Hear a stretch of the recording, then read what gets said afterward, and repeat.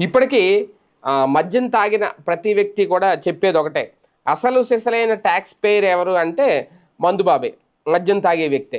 తాగుబోతు, తాగుబోతు అని హేళన చేస్తారు గానీ, అసలు రెగ్యులర్‌గా మందు తాగుతూ ప్రభుత్వానికి ట్యాక్స్ చెల్లించే వ్యక్తి ఏకైక తాగుబోతు అనేది చాలామంది చెప్పే మాట. అయితే ఇది మరొకసారి రుజువైంది. అంతేకాదు ఆంధ్రప్రదేశ్ రాష్ట్రంలో ఒకప్పుడుతో పోలిస్తే మద్యం తాగే వాళ్ళ సంఖ్య పెరిగింది.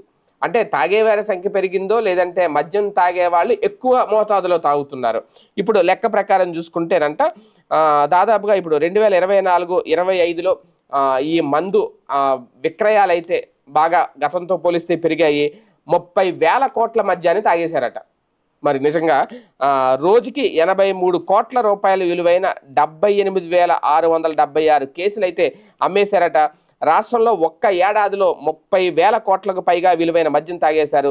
సగటున రోజుకు 83.38 కోట్ల విలువైన మందు అయితే అమ్ముడవుతుంది. ప్రభుత్వం మద్యం ధరలు తగ్గించడంతో అమ్మకాలు పెరిగినా వాటి విలువ పరంగా ఆ స్థాయి పెంపు అయితే కనిపించడం లేదు. 2023, 24తో పోలిస్తే 24, 25లో 9.1% అమ్మకాలు అయితే పెరిగాయట. 9.1% అమ్మకాలు పెరిగాయి. కానీ విలువ మాత్రం కేవలం 0.34% మాత్రమే పెరిగింది. అంటే కొత్తగా క్వార్టర్ ₹99 మద్యం బ్రాండ్లను ప్రవేశపెట్టడం, పలు బ్రాండ్ల ధరలు తగ్గించుకోవడంతో ఈ పరిస్థితికి వచ్చింది అనేది. లేకపోతే ఆ 30,000 కోట్లు ఒక 50,000 కోట్లకు వెళ్ళిపోయేదేమో మేబీ. అంటే తాగడం అయితే ఎవరు మానరు. అయితే రేటు తగ్గిందని కొంచెం ఎక్కువ తాగుతారు. రేటు పెరిగితే కొంచెం తగ్గుతారు. ఈ క్లారిటీ అయితే ఇక్కడ వస్తుంది కదా క్లియర్‌గా. లాస్ట్ టైం జగన్మోహన్ రెడ్డి చేసింది అదే కదా. రేటు పెరిగితే మందు తాగుతాను. దానివల్ల ఆరోగ్యాలు పాడవకుండా ఉంటాయి అనేది కదా ఆయన తీసుకున్న కాన్సెప్ట్. ఇప్పుడు ఈ లెక్కలు అదే చెప్తుంది. ఒకవేళ వీళ్ళు పెంచి చూస్తే ఇప్పుడు ధరలు పెంచుంటే ఈ స్థాయిలో అమ్మకాలు జరిగుండేవి కాదు. ఈ స్థాయిలో ఇంత మద్యం తాగుండేవారు కాదు ఇక్కడ. ఇది కీలకమైన అంశం. ఇక్కడ గమనించాల్సిన అంశం.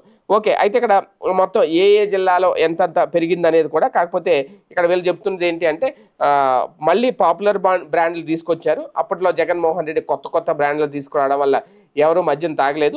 ఇప్పుడైతే అందుకే 9.1% ఎంతో పెరిగిందని చెప్తున్నారు కాబట్టి దాదాపు 10% అనుకుందాం. అప్పటికి ఇప్పటికి మందు తాగే క్వాంటిటీ పెంచారు.